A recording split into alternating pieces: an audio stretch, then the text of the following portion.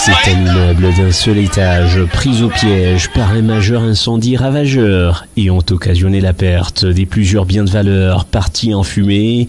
Nous sommes aux abords de l'arrêt des bus Kilobé, sur l'avenue du 30 juin, en plein cœur du centre-ville de Lubumbashi.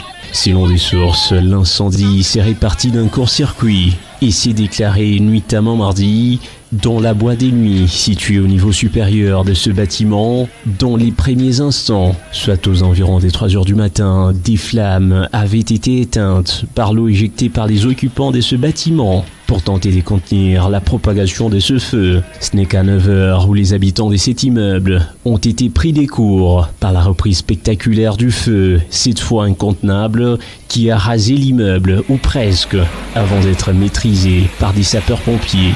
C'était déjà au-delà des 9 heures qu'on nous a contacté pour nous dire qu'il y avait un cas d'incendie.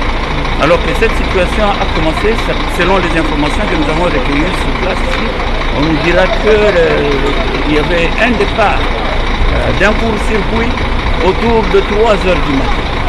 Il y a un jeune garçon qui était dans le bâtiment, qui s'est réveillé même autour de 5 heures pour chercher à maîtriser. Il a coupé une section, il a coupé l'alimentation d'une partie et puis il s'est rendormi.